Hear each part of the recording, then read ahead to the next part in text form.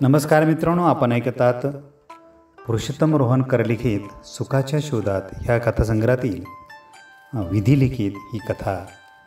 अभिवाचन परशुराम सोंडगे.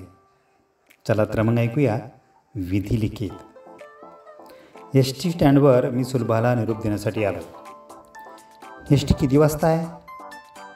4:30ला. अजून अर्धा तास वेळ आहे. तू थांब, मी येतो. कशाला? मी थांबलो नाही, परत आलो. हे द्राक्षे आहेत. नाशिकची द्राक्ष फार प्रसिद्ध आहेत. कशाला आता? घरी लहान भाऊ आहे म्हणतेस ना? हो, असू दे. अजून वेळ आहे एस टीला. बसू बाकावर. बसतो आम्ही बाकावर. काही योगायोग असतो नाही. काल रात्री आपण अकोल्यापासून एस टी जवळजवळ बसून आलो. हो ना. आणि पाऊस सुरू असल्यानं आणि नदीला पूर आल्यानं आपण दोघांनी एक घरी आश्रय घेतला. तिथं आपला परिचय झाला. खरंच आज तुझा इंटरव्ह्यू आटोपला आणि आता तू तुझ्या गावी परत जातेस. सुलभा खळखळून हसू लागली. त्यावेळी माझ्या एका लक्षात आलं की सुलभाचे दात किती पांढरेशुभ्र आहेत आणि एका रांगेतही. असताना तिचा प्रसन्न चेहरा कुणाला आवडणार नाही? एक गोष्ट विसरलात तुम्ही. कोणती? समाज कल्याण खात्यात मोठे अधिकारी आहात तुम्ही आणि तुमच्या निवड समितीनं माझा इंटरव्ह्यू घेतला आहे. Exactly right. पण मी मुद्दामच ती गोष्ट सांगायची टाळत होतो. का बरं? प्रत्येक का ला उत्तर नसतात सुलभा. आणि मला असंही वाटलं उगाच तुला उपकारासारखं वगैरे वाटू नये. खरं म्हणजे जे आणि जेवढं झालं ते नॅचरल झालं, ॲज पर द रुटीन. ती पुन्हा हसली आणि पुन्हा माझ्या लक्षात आलं तिच्या उजव्या गोऱ्या गोमट्या गालावर गोड तिळ आहे. इंटरव्ह्यूचा निर्णय कधी समजेल? 2 महिन्यापर्यंत समजायला काही हरकत नाही. एवढ्यात बस लागल्याची अनाऊन्समेंट झाली. एस टी लागली वाटतं नाही, लागलीच. ही बघ नावाची पाटी. ती एस टी बसली. खिडकीजवळ जागा मिळाली. या आमच्या गावाला घरी तुझ्या. ती हसली. सुलभा, तू दिसायला सुंदर आहेस, तसंच तुझं मनही सुंदर आहे. खरं सांगू, मुळात तुमचे विचार सुंदर आहेत. ती लाजली. एस टीत प्रवाशांची वर्दळ वाढली. या गावाला. पण का? एका अटीवर. अट? हो, मी समजले नाही. मी हळू आवाजात म्हणाले, तुझं गोड चुंबन देशील तू? आणि या अनपेक्षित अचानक धक्क्यानं ती क्षणभर अबोल झाली. मलाही पश्चाताप झाला. माणसानं आपल्या मनभावनांना यावर नियंत्रण ठेवावं की नाही?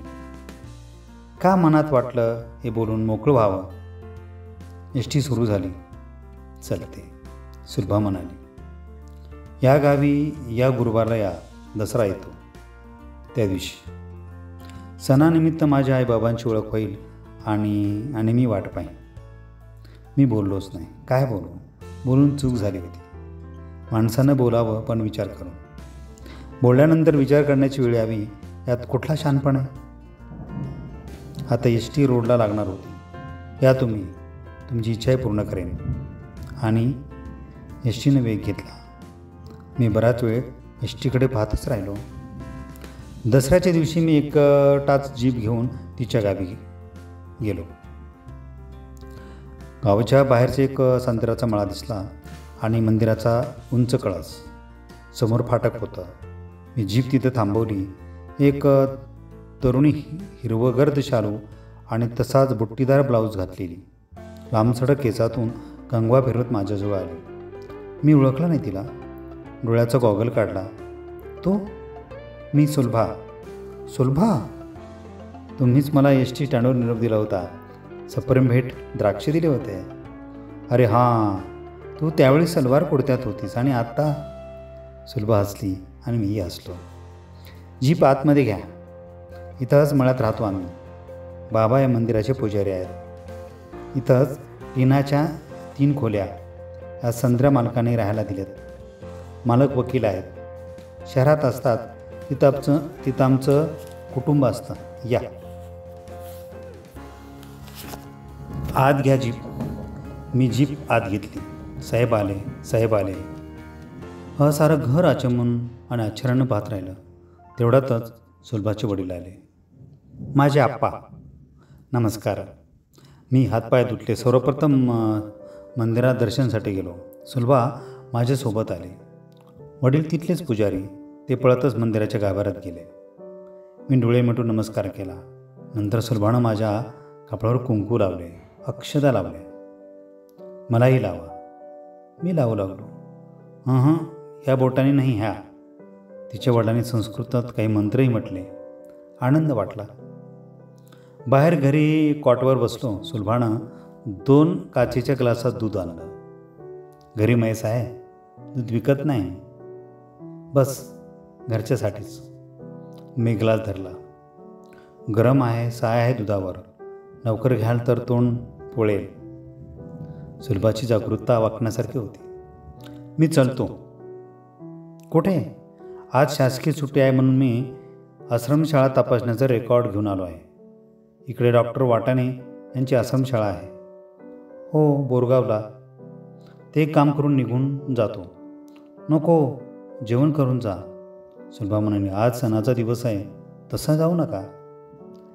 माझी आई पुरणपोळी फार छान बनवते, तेव्हा तिच्या हातचं जेवण जेवून जा. आणि मीही हसलो. तो तर आपण आमच्या गावात सिद्धेश्वर महाराजाचा मोठा मठ आणि मंदिर आहे, ते बघायला जाऊ. आप्पा म्हणाले, चालेल साहेब, तोपर्यंत स्वयंपाक होईल. ठीक आहे. मी जीप सुरू केली. माझ्या बाजूला सुलभा बसली. येते आहे मी. तू लवकर स्वयंपाक कर. लवकर. आम्ही मंदिरात पोहोचलो. मंदिराचा परिसर प्रेक्षणीय होता. बाजूला नदी वाहत होती. झुळझुळ पाणी. गावची बाया माणसं धुणं पाण्यासाठी नदीवर होती. आणि किनाऱ्यावरचं भव्य मंदिर. मंदिरात होम सुरू. आणि ब्राह्मण मंडळी, तिथले भक्त मंडळी यांचीही वर्दळ. या साहेब. एक वयोवृद्ध पंडित माझ्यासमोर आले. सगळे रेडी आहे, तुम्ही फक्त बसा. माझी फी जास्त नाही, 151. तुमच्या कुटुंबाच्या नावाने होम करतोय, या. आणि जवळपास हात पकडूनच मला त्यानं पाठावर बसवलं. या ताई. पंडितानं पंचपत्र हातात घेतलं. या ताई, वेळ लावू नका, अर्ध्या तासाची पूजा आहे. आणि सुलभा माझ्या बाजूच्या पाठावर बसली. पंडितांनी मंत्रवेद बडबडणे सुरू केले. हात लावा. सुलभा हात लावत होती.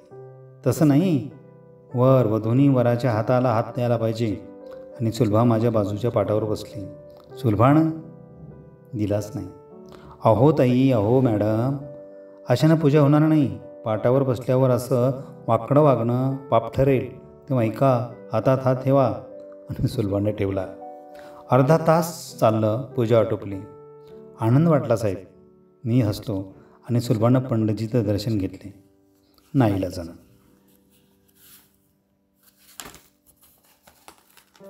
प्लीज दर्शन, ती मला म्हणाली. मग मीही पंडितजीच्या पायावर डोकं ठेवलं. त्याची दक्षिणा दिली आणि बाहेर आलो. मग मात्र सुलभा भडकली. तुम्हाला कळत कसं नाही हो साहेब? ही अशी पूजा पती पत्नी करत असतात, नववधू करत असतात. तुम्ही आपले सरळ या पाटावर जाऊन बसले. मला माझी चूक कळली. मी हुशाळलो. एवढा शिकलो मी, क्लास 1 अधिकारी झालो, पण अशा धार्मिक गोष्टी आपल्याला कळत नाही. त्यानंतर अर्धा तास अपराधी व्रतीनं मी सुलभासोबत बोललोच नाही. चला नदी किनारी जाऊ. मी गेलो. इथं झाडाखाली बसू. बघा कसं नदीचं पाणी झुळझुळ वाहत आहे. नाही हो. कसं वाटलं मंदिर? छान आहे. मध्यंतरी कोणीच कोणाशी बोललं नाही. चलो, मला वेळ होतो आहे. चला. जीपनं आम्ही घरी आलो. जेवण आटोपले आणि मी निघायची तयारी केली. जीपमध्ये बसलो. सुलभाचे आईवडील निरोप देण्यासाठी जीप जवळ आले. आणि अचानक सुलभा म्हणाली, अरे विसरलेच मी. जीप बंद करा तुम्ही. का? आत या, देवदर्शन घ्यायचं राहिले. देवदर्शन? हो. मला घेऊन ती घरात आली आणि देवघरासमोर मी दर्शन घेतलं. आणि सुलभा जवळ आली. आणि विसरलात? तुम्ही एस टी स्टँडवर मला निरोप देत होता तेव्हा तुमची ढीम कोणती होती? तुझ्या गावावर आलो तरी काट पूर्ण करावी लागेल. अरे हां, आठवलं. तिनं आपले गोर भाऊ माझ्या गळ्यात टाकले आणि मी हळूच तिचं गुलाबी ओठाचं गोड चुंबन घेतलं. बाहेर जाण्यासाठी वळलो. आता पुन्हा कधी? तू बोलवशील तेव्हा. ती हसली आणि म्हणाली, तुम्ही वेळ लावलं आहे मला. आता रात्री झोप येणं कठीण आहे. माझी अवस्था अशीच झाली बघ. घरी पोचल्यावर फोन करा. जवळच्या एस टी स्टँडचा नंबर दिला आहे मी. जरूर. आणि जीप स्टार्ट केली. फटकापर्यंत सुलभा आली. मी पाहिलं सुलभा डोळे पुसत होती आणि मी सडकेनं लागलो. त्यानंतर मला सुलभाची सतत आठवण येऊ लागली. बरं, तिच्या गावी जावं एका अधिकारी माणसाला शोभत नाही, म्हणून मीच तिला शहरात बोलावलं. सुलभा, हां, तुझी आठवण. माझंही तसंच आहे. त्यापेक्षा आपण लग्नच करू. आईवडिलांना विचारावं लागेल. लवकर विचारून घेशील? मी मात्र माझ्या बाजूने स्वतंत्र आहे. आता घरी गेली की विचारेन. त्यांचा होकार मिळताच मी फोन करीन. चालेल? त्या रात्री आम्ही दोघेही झोपलो, पण स्वतंत्र बेडवर. दुसऱ्या दिवशी तिच्या गावी गेली. त्यानंतर मध्यंतरी भेटणं बोलणं झालंच नाही. दिवस जात होते, महिने मागं पडत होते. एका दिवशी दुपारी मला ऑफिसात फोन आला. सुलभाची प्रकृती चांगली नाही आहे. हॉस्पिटलमध्ये दाखल केलं आहे. तुमची सारखी आठवण करते.